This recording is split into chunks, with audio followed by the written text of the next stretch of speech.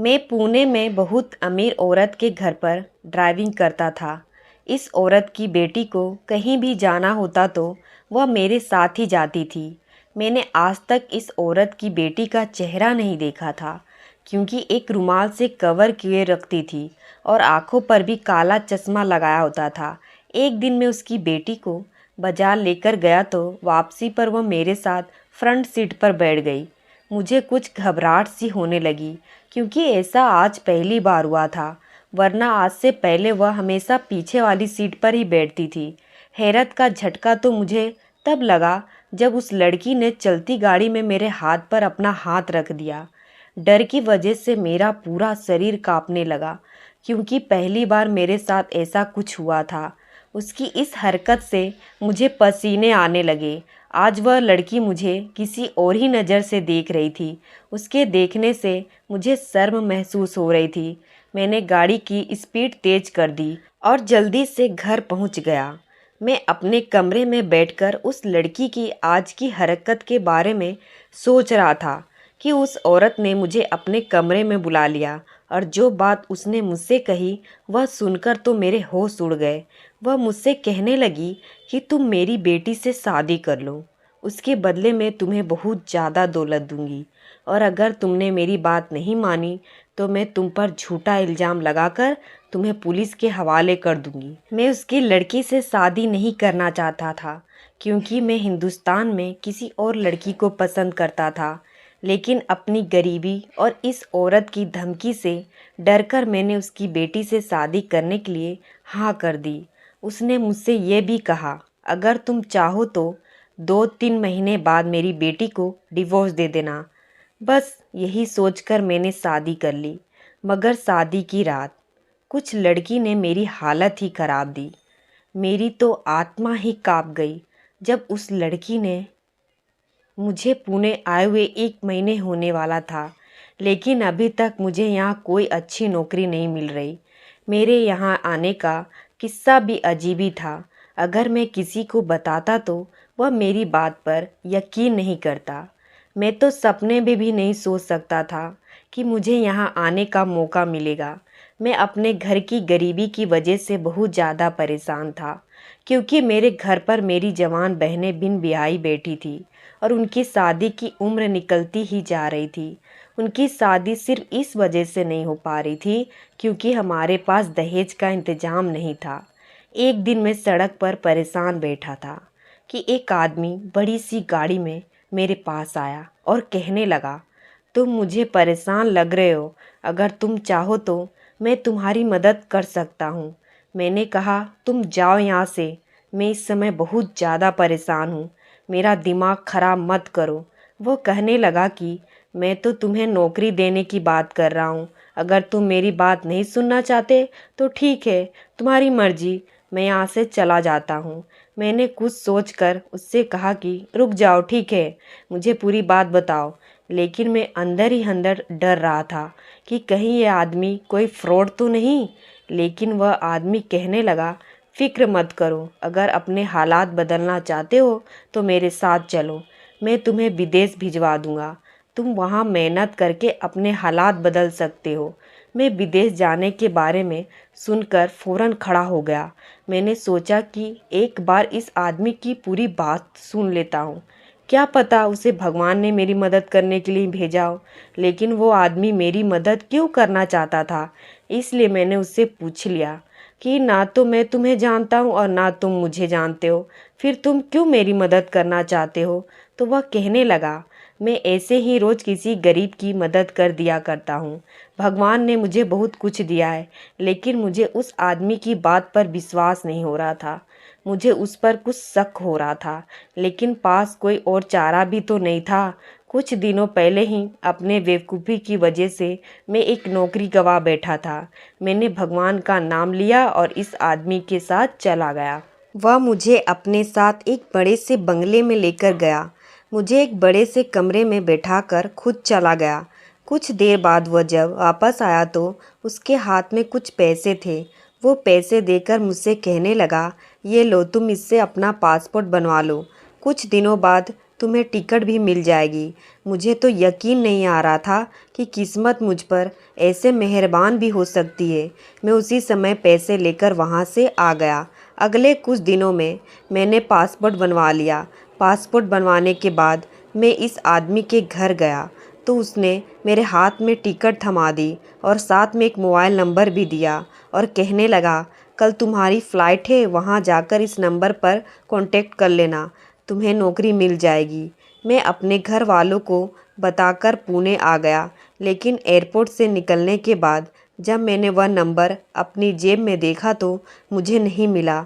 मुझे एहसास हुआ कि मैंने वह नंबर खो दिया है। मेरे तो पैरों तले से ज़मीन निकल गई थी कि अब मैं क्या करूं। मैं तो यहाँ किसी को जानता भी नहीं था। पता नहीं वह आदमी कौन था जिसने मुझ पर एहसान करके मुझे यहाँ भेज दिया था। मेरे पास उस आदमी का भी कोई नंबर नहीं था, लेकिन अब मैं यहाँ आकर फंस गया। मैं बहुत ज़्यादा परेशान हो गया। पहले तो मैंने ये मेहनत मजूरी शुरू कर दी ताकि अपने पेट की भूख मिटा सकूं। मुझे यहाँ आए तीसरा महीना होने वाला था, लेकिन मैंने अभी तक अपने घर पर एक भी रुपया नहीं भेजा था। मेरे लिए तो यहाँ पर अपना पेट पालने मुश्किल हो रहा था। जैसे तैसे करके मैं 2 वक्त की रोटी कमा रहा था। शायद भगवान को मेरे ऊपर तरस आ गया। मेरी किस्मत अच्छी थी कि एक अमीर आदमी मुझे अपने घर ले गया और माली की नौकरी दे दी। अब मुझे वहाँ से तनख्वाह भी अच्छी मिलने लगी थी। वहाँ माली की एक रिश्तेदार औरत थी, अक्सर उनके घर पर आती जाती रहती थी और वह जब भी आती तो मुझे घूर घूर कर देखती रहती। मैं उनकी एक बात नोटिस करता था। एक दिन मेरे मालिक ने मुझे ऐसे रिश्तेदार औरत के घर भेज दिया। कहने लगे कि आज से तुम वहीं पर काम करोगे और उनके घर पर ड्राइविंग करोगे। वो औरत मुझ पर बहुत मेहरबान थी। मेरी तनख्वाह भी बहुत अच्छी थी। इस औरत ने मुझे रहने के लिए कमरा भी बहुत अच्छा दिया था, लेकिन यहाँ की बाकी नौकर सर्वेंट क्वार्टर में रहते थे। सिर्फ मुझे ही अलग कमरा दिया गया था। इस औरत की जवान बेटी थी। जब भी वह कहीं जाती तो मुझे अपने साथ लेकर जाती, मगर मैंने आज तक उसकी शक्ल नहीं देखी थी। वह खुद को एक चादर से ढक कर रखती थी। उसका चेहरा भी एक रुमाल से ढका हुआ होता था। अभी कुछ दिन ही गुजरे थे कि मुझे इस औरत की बेटी की हरकतें अजीब सी लगने लगी। जब भी वह मेरे साथ कहीं जाती, गाड़ी में मेरे साथ आगे बैठ जाती और बहाने बहाने से मेरे करीब आने की कोशिश करती। मेरा हाथ पकड़ लेती, लेकिन मैं डर की वजह से चुप बैठा रहता, उससे कुछ नहीं कहता था। एक दिन उस औरत ने मुझे घर के अंदर बुलाया और मुझसे कहने लगी, तुम्हें अपनी बहनों की शादी के लिए कितने पैसे चाहिए? मैंने उनसे कहा कि मुझे तो लाखों रुपए चाहिए। मुझे उनके दहेज का सामान लाना है, क्योंकि मेरी 3 जवान बहनें हैं और मुझे तीनों की शादी करनी है। और आजकल का माहौल तो आप जानती हैं, लड़के वालों की तो डिमांड ही पूरी नहीं होती। वह कहने लगी, तुम कितने पैसे मुझसे मांगोगे मैं तुम्हें दे दूंगी, जिससे तुम अपनी बहनों की शादी बहुत धूमधाम से कर सकोगे। लेकिन मेरी एक शर्त है, और वह यह है कि तुम्हें मेरी बेटी से शादी करनी होगी। उनकी ये शर्त सुनकर तो मेरे पैरों तले से ज़मीन निकल गई, क्योंकि मैंने कभी भी ऐसा नहीं सोचा था। बल्कि मुझे तो उनकी बेटी ठीक नहीं लगती थी और मैं वैसे भी अपने देश में ही शादी करना चाहता था, क्योंकि मुझे वहाँ एक लड़की पसंद है। जब मैंने उस औरत से शादी के लिए मना कर दिया तो उस औरत ने मुझे धमकी दे डाली। वह कहने लगी कि अगर तुमने मेरी बात नहीं मानी तो मैं तुम पर झूठा इल्ज़ाम लगाकर तुम्हें जेल भिजवा दूंगी।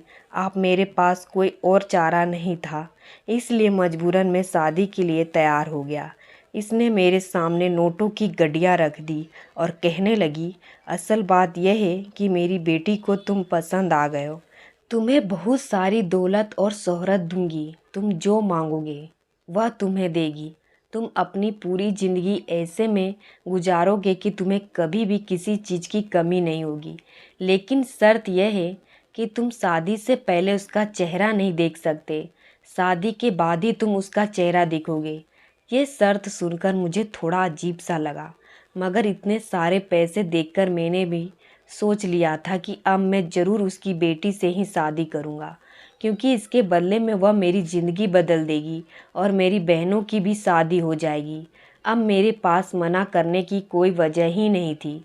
मुझे ढेर सारे पैसे से सारे ऐशो आराम मिल रहे थे और इतने सारे पैसे के बदले अगर मुझे किसी बदसूरत या किसी अपाहिज लड़की से भी शादी करनी पड़ी, मैं उससे भी शादी कर लेता। यह घाटे का सौदा नहीं होता। मैंने उस औरत से बहुत सारे पैसे लेकर अपने घर हिंदुस्तान भेज दी ताकि मेरी बहनों की शादी जल्द से जल्द हो सके। इस सारे केस में एक बात पर मुझे शक हो रहा था। इस औरत की बेटी की शक्ल मैंने आज तक नहीं देखी थी और दूसरी बात यह कि अपनी बेटी की शादी क्यों कराना चाहती थी। कोई तो वजह ज़रूर थी जो वह मुझसे छुपा रही थी। यही बात सोच सोचकर मेरा तो दिमाग खराब हो गया था। एक दिन वह औरत कहने लगी, 2 हफ्ते बाद तुम्हारी और मेरी बेटी की शादी है और शादी से पहले ही यहाँ आ जाएगी, लेकिन तुम उसका चेहरा शादी के बाद ही देखोगे। इस औरत ने मुझे बताया कि मेरी बेटी कुछ दिनों के लिए अपनी मासी के पास दूसरे देश चली गई। जैसे ही वह वहाँ से वापस आएगी उसी दिन तुम्हारी शादी उससे हो जाएगी। मैंने भी हाँ में सिर हिला दिया। मुझे लग रहा था कि हमारी शादी बहुत ही सादगी से करवाएगी, लेकिन इस औरत ने तो इतनी धूमधाम से शादी की तैयारियां शुरू कर दी थी कि मैं हैरान रह गया। सारे फंक्शन इतनी ज़बरदस्त है कि मैं सोच भी नहीं सकता था। सारी तैयारियां हो चुकी थी और फंक्शन भी हो रहे थे, लेकिन इसकी बेटी अभी तक नहीं आई थी। अब मुझे शक हो रहा था कि क्या ये बिल्कुल शादी के समय पर ही आएगी, और यही हुआ। बारात वाले दिन सुबह सुबह मैंने अपने कमरे की खिड़की से देखा, बड़ी सी गाड़ी से एक लड़की निकलकर अंदर घर में चली गई और हमेशा की तरह उसने खुद को एक चादर में ढक रखा था और उसका चेहरा भी ढका हुआ था। वो ऐसी औरत की बेटी थी जो अब मेरी पत्नी बनने वाली थी, मगर उसने आज भी अपने चेहरे पर रुमाल ढका हुआ था। ये सब कुछ देखकर मैं हैरान हुआ था।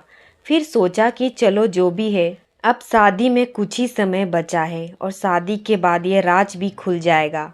अब मुझे शादी का इंतज़ार था। मैंने अपने घर पर इस शादी के बारे में किसी को भी कुछ भी नहीं बताया था। मैंने सोचा था कि पता नहीं शादी कितने दिन तक चलेगी। मैं अपने घर वालों को कुछ भी बताकर परेशान नहीं करना चाहता। हमारी शादी हो गई और शादी के बाद दुल्हन को मेरे कमरे में पहुंचा दिया गया। मैंने बहुत बेताबी से दुल्हन का चेहरा देखने के लिए उसका घूंघट उठाया। जैसे ही उसका चेहरा मैंने देखा, मेरे तो होश उड़ गए। उस औरत ने कहा था कि मैं तुम्हारी शादी अपनी बेटी से करवाऊंगी, मगर ये दुल्हन के रूप में जो लड़की मेरे सामने बैठी थी, और लड़की नहीं थी बल्कि वह तो मेरे मुंह से ही चीख निकलते निकलते रुक गई। मेरा पूरा शरीर काँप रहा था और फिर एकदम मेरे सामने मेरा अतीत आ गया था, जब मैं हिंदुस्तान में था। मेरा नाम ऋतिक है और मैं एएमएम करने के बाद नौकरी के लिए मारा सड़कों की धूल छान रहा था। हर नौजवान की तरह मेरा भी हिंदुस्तान से बाहर रहने का सपना था। मोबाइल पर बाहर रहने वालों की ज़िंदगी की वीडियो देख देखकर मेरा भी सपना हो गया था कि काश मेरा भी किसी बाहर के देश में वीज़ा लग जाए और मैं भी वहीं रहने चला जाऊं। मैं सबसे बड़ा भाई था और मुझसे छोटे 5 बहन भाई और थे। कभी कभी तो मुझे अपने माता पिता पर भी बहुत गुस्सा आता था। इतने बच्चे पैदा करने से पहले अपने ऊपर और अपने घर के हालात को और हमारी गरीबी को देख लेना चाहिए था। क्या था अगर वह कम बच्चे पैदा कर लेते, कम से कम मेरी ज़िंदगी तो आसान होती। घर का बड़ा बेटा होने के नाते मेरे कमज़ोर कंधे पर बहुत सारी जिम्मेदारियां थी। मैंने आने के बाद ही नौकरी करनी शुरू कर दी थी। सुबह मैं कॉलेज जाता और शाम में जॉब करता। ऐसे ही मैंने अपनी पढ़ाई कंप्लीट कर ली और फिर नौकरी के लिए सड़कों की धूल झाड़ने शुरू कर दी थी। लेकिन आज के समय में नौकरी मिलना कोई आसान काम नहीं है। बड़ी मेहनत के बाद और बहुत मुश्किल से एक बड़े साहब के यहाँ ड्राइवर जॉब मिल गई। सैलरी भी अच्छी खासी थी, इसलिए मैं खामोशी से वहाँ काम करने लगा। सुबह 6 बजे से ही मैं अपनी नौकरी पर चला जाता था और साहब की बेटी को दफ्तर छोड़ने चला जाता था। कभी दोपहर को 1 बजे तो कभी शाम को 4 बजे मैं मैडम को ऑफिस से घर वापस लाना। मुझे इसके अलावा और कुछ काम नहीं था। बाकी समय में मैं फ्री रहता था क्योंकि मेरा काम सिर्फ साहब की बेटी को ऑफिस छोड़ने जाना और लेने जाना था। साहब की बेटी ने हमेशा अपना चेहरा कवर किया होता था। मैंने अभी तक उसका चेहरा नहीं देखा था और ना ही मुझे देखने की कोई ख्वाहिश थी। मैं वहाँ पर सिर्फ अपना काम करने जाता था और मैं नहीं चाहता था कि मेरी किसी हरकत की वजह से मैं इस नौकरी से निकाला जाऊं, क्योंकि मेरे घर के हालात भी ऐसे नहीं थे कि मैं कुछ दिन भी घर बैठकर खा सकूं। मेरे दोस्त मुझे समझाते थे, अपने मालिक की बेटी को अपने प्यार के जाल में फंसा लो, क्योंकि वह एक करोड़पति की बाप की बेटी है और तुम भी कुछ कम स्मार्ट नहीं हो। अगर उसे एक बार तुम पसंद आ गए तो सारी ज़िंदगी तुम्हारी मौज में कटेगी। मैं उनकी इस बात के बारे में कभी कभी सोचता और मेरे दिल में ख्याल आता था कि मैं ऐसा ही करूं, क्योंकि अमीर होने का शॉर्टकट और बहुत ही आसान तरीका था। लेकिन मैं अपनी डर की वजह से मालिक की बेटी के सामने नज़र तक नहीं उठा सकता था।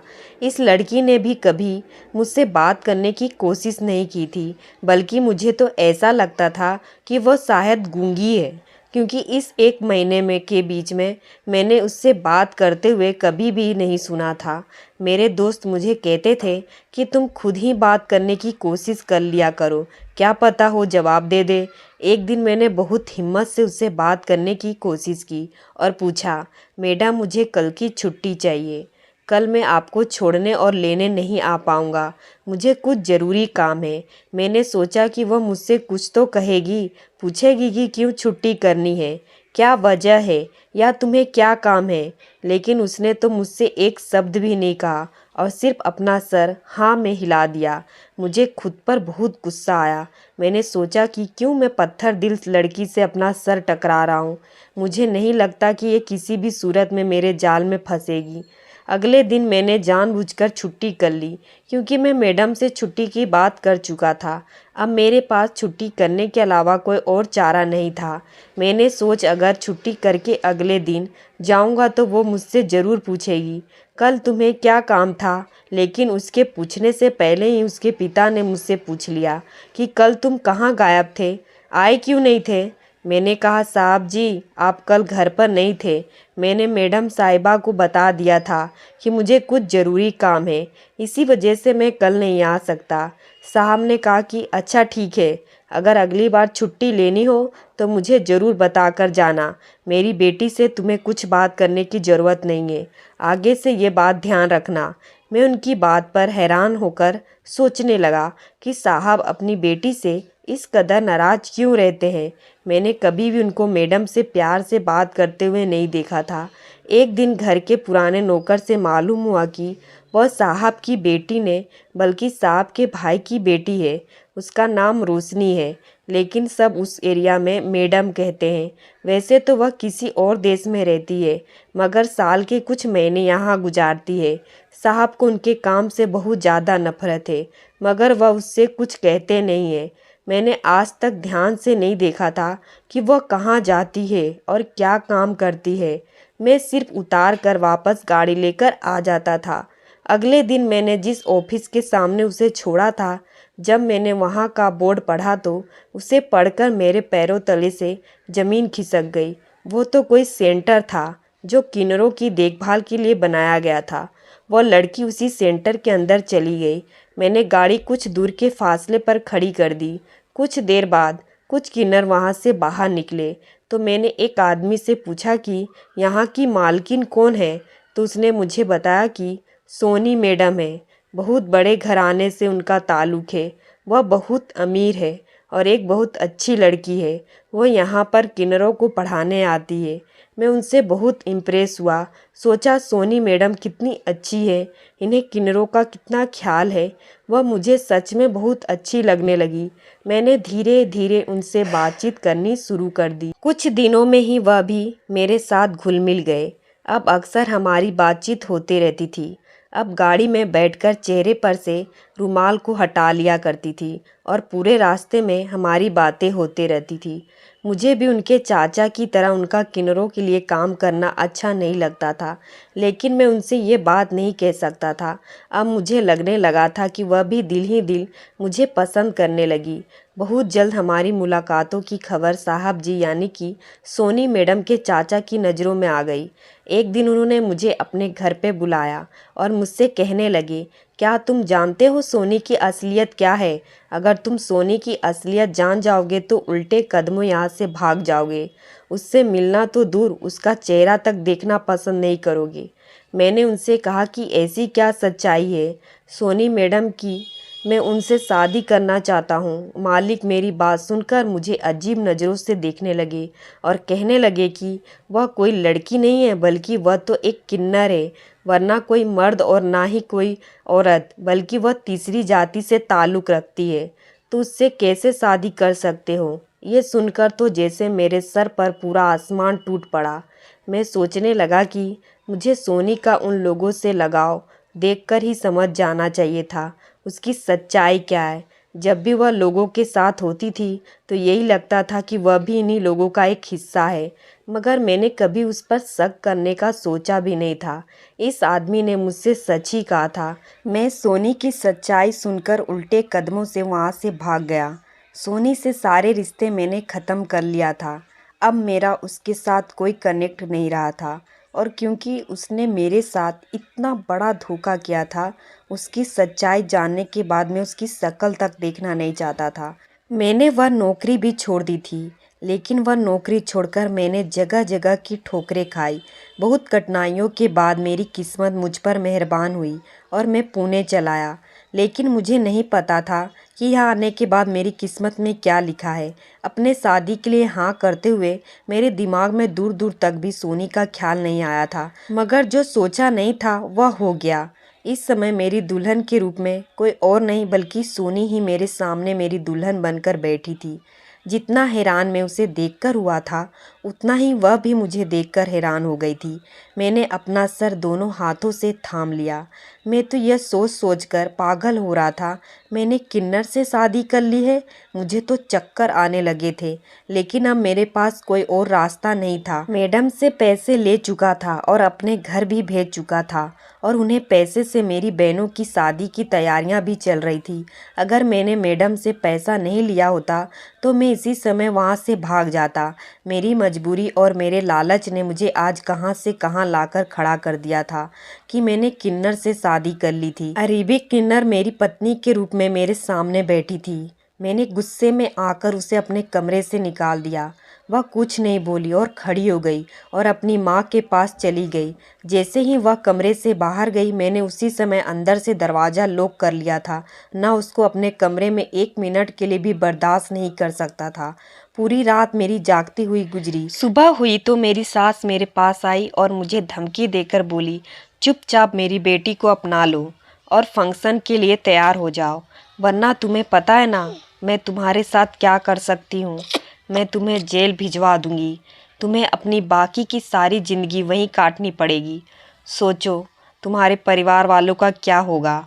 अब मैं मजबूर होकर अपने परिवार वालों के खातिर उठकर खड़ा हुआ और फंक्शन के लिए तैयार हो गया, क्योंकि मैं जानता था कि इस औरत की बहुत बहुत दूर तक पहचान है। वह मेरे साथ कुछ भी कर सकती थी और मैं यहाँ किसी को जानता भी नहीं था। जब मैं बाहर गया और मैंने सोनी को तैयार देखा तो कहीं किन्नर नहीं लग रही थी। उसे देखकर कोई भी नहीं कह सकता था कि वह लड़की नहीं बल्कि एक किन्नर है। मैं बहुत उलझ कर रह गया। फंक्शन ख़त्म होने के बाद रात को मैं कमरे से बाहर निकलकर लॉन में आ गया। तब मेरी सास मेरे पास आई और मुझसे प्यार से कही, तुम यहाँ बाहर क्यों खड़े हो? मैंने उनसे बहुत गुस्से में कहा कि आपने मुझे धोखा दिया है। आपने मुझसे कहा था कि मेरी शादी आपकी बेटी से होगी, यानी कि एक लड़की से, लेकिन आपने मुझे धोखा दिया और मेरी शादी किन्नर से करवा दी। आपने मेरी मजबूरी का फ़ायदा उठाया। वह कहने लगी, तुम्हें किसी ने गलत खबर दी है।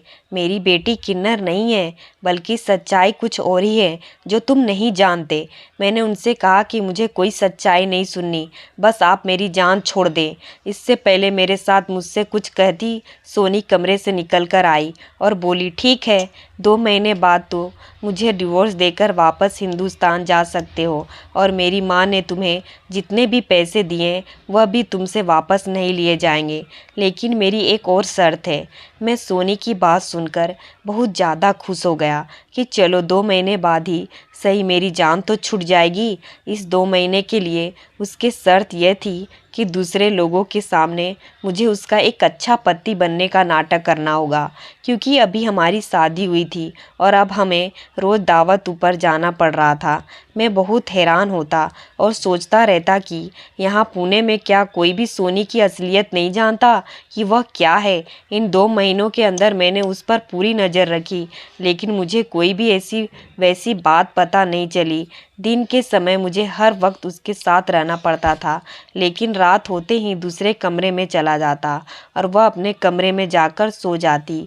ऐसे ही करते करते 2 महीने पूरे हो गए। मैंने डिवोर्स के पेपर तैयार करवा लिए थे। मेरी मालिक मुझसे कहने लगी कि तुम एक बार फिर से सोच लो, अभी भी समय है। तुम सच्चाई नहीं जानते, वरना ऐसा नहीं करते। जब तुम्हें सच मालूम हो तो तुम्हारे पास पछताने के अलावा और कोई भी चारा न बचे और तुम हाथ मलते रह जाओ और अपने किए पर जिंदगी भर पछताते। मैं समझ गया था कि वह मुझे रोकने के लिए ऐसे हथकंडे इस्तेमाल कर रही है। वह मुझे इमोशनली ब्लैकमेल कर रहे, अपनी बेटी के साथ ही रखना चाहती है। लेकिन मैं हिंदुस्तान वापस जाने का फैसला कर चुका था। मैं उसे डिवोर्स देकर वापस आ गया। अब यहाँ आकर मुझे एक नए सिरे से अपनी ज़िंदगी की शुरुआत करनी थी। यहाँ मेरे पास कोई नौकरी भी नहीं थी, इसलिए मैंने मेहनत करनी शुरू कर दी। जो मेरे दिल में सपने थे वह सब खत्म हो गए थे। 3 साल की कड़ी मेहनत करने के बाद मैं छोटा सा बिजनेस खड़ा करने में कामयाब हो गया था। इसी काम के सिलसिले में एक बड़े ब्रांड के ऑफिस में मीटिंग करने मुझे अपने दोस्त की कंपनी में जाना पड़ा। तो वहाँ उस ऑफिस में सोनी को देखकर हैरान रह गया, और यह जानकर तो मैं दंग ही रह गया कि अब वह मेरे दोस्त की पत्नी है। मैंने अपने दोस्त को सबके सामने खींचकर कहा कि ये तुमने क्या किया? तुमने किससे शादी कर ली? मेरा दोस्त मेरा हाथ पकड़कर मुझे उसी समय दूसरे कमरे में ले गया और मुझसे कहने लगा कि यह ड्रामा करने की ज़रूरत नहीं है। मैंने कहा, क्या तुम जानते हो कि तुमने किससे शादी की है? वह कहने लगा, मैं जानता हूँ, और मैं वह सब भी जानता हूँ जो तुम नहीं जानते। मैं कहने लगा कि तुम पागल हो गए हो। मेरे दोस्त ने मुझसे कहा कि मैं कोई पागल नहीं हूँ, बल्कि मैं सोनी की पूरी सच्चाई जानता हूँ। सोनी एक किन्नर नहीं, बल्कि वह एक बहुत ही अच्छी लड़की है। जब वह पैदा हुई थी तो डॉक्टर को ऐसा लगा था कि वह किन्नर है, मगर 15 साल की उम्र में कुछ बीमारी के रहते हुए एक ऑपरेशन हुआ, तब एक लड़की बन गई। लेकिन उसके खानदान वालों ने इस बात पर यकीन नहीं किया, और सोनी के पड़ोसियों और अंदर वालों ने कहना शुरू कर दिया कि वह किन्नर है। लोगों की बातों से तंग आकर सोनी के माता पिता उसे पुणे लेकर शिफ्ट हो गए। अपनी पढ़ाई कंप्लीट करने के बाद सोनी ने किन्नरों के लिए कुछ करने का सोचा, क्योंकि उस पर सिर्फ किन्नर होने का इल्जाम ही लगा था। वह किन्नर नहीं थी, फिर भी लोगों और उसके अपने खानदान वालों ने ही उसकी ज़िंदगी जहन्नुम बना दी थी। उसके अपने ही उसे ताना देते थे। अब सोचने लगी थी कि जो लोग सच में मुझ जैसे हैं, यानी किन्नर हैं, तो उन लोगों के लिए जीना कितना मुश्किल होता होगा। इसलिए साल के कुछ महीने हिंदुस्तान में रहने के लिए आती थी, और उसने एक सेंटर खोल लिया था। उसके इस काम की वजह से उसके रिश्तेदारों का शक और ज़्यादा बढ़ गया था कि वह लड़की नहीं बल्कि एक किन्नर ही है। इसी बीच सोनी की मुलाकात तुमसे हुई। तुम उसे अच्छे लगने लगे और वह बहुत जल्दी तुमसे मोहब्बत करने लगी। लेकिन तुम भी और लोगों की तरह ही निकले और उसके चाचा की बातों में आकर उसे छोड़कर भाग गए। तुम्हारे जाने के बाद सोनी बहुत ज़्यादा बीमार पड़ गई थी।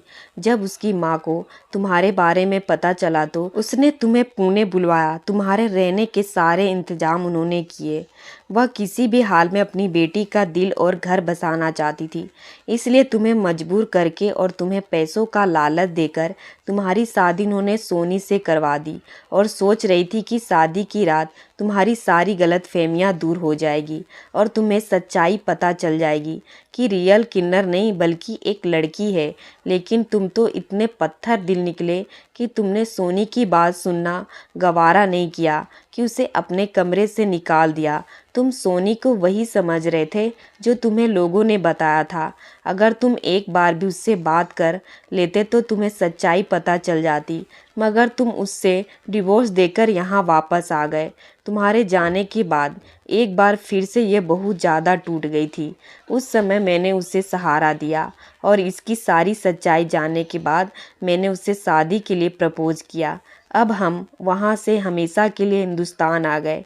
ये सारी बातें मुझे खुद सोनी ने अपने मुंह से बताई थी ताकि कल को मैं उससे तुम्हारी तरह छोड़कर ना चला जाऊं। यह सब बातें सुनकर मैं तो ऐसा हो गया था जैसे मेरे जिस्म में जान ही ना हो। ये मैंने क्या कर दिया था? मैंने अपने हाथों से ही अपने पैरों पर कुल्हाड़ी मारी थी। मेरा दोस्त है, सालों से विदेश में धक्के खा रहा था, लेकिन उसे कोई अच्छी नौकरी नहीं मिली थी और अब सोनी से शादी करने के बाद आज इतनी बड़ी कंपनी का मालिक बन बैठा है। मेरा दोस्त मुझसे कहने लगा कि किस्मत ने बार बार तुम्हारे दरवाजे पर दस्तक दी, मगर तुमने लोगों की बातों में आकर हर बार उसे धुतकार दिया। तुम बहुत बदकिस्मत हो कि सोनी जैसी लड़की को तुमने छोड़ दिया। सारी बात पूरी होने के बाद मैं बहुत दुख के साथ इस ऑफिस से बाहर निकलकर आ गया। इन सब में सारा कसूर मेरा अपना था, सारी गलती मेरे अकेले ही की थी। काश मैं उस समय सोनी की बात सुन लेता तो आज सोनी मेरी पत्नी होती। मैंने तो उसके साथ बहुत गलत किया था, इसलिए शायद भगवान ने उसे मुझसे दूर करके उसे एक अच्छा जीवन साथी के साथ दे दिया। अब मेरे पास पछतावे के अलावा और कुछ भी नहीं था। जिंदगी मेरे साथ ही मजाक करी, क्योंकि मेरे जैसे बेवकूफ़ की सज़ा यही होती है। दोस्तों, उम्मीद करती हूँ आपको हमारी कहानी पसंद आई होगी। कहानी पसंद आई है तो वीडियो को लाइक करें और चैनल पर नए हैं तो चैनल को सब्सक्राइब करें। धन्यवाद।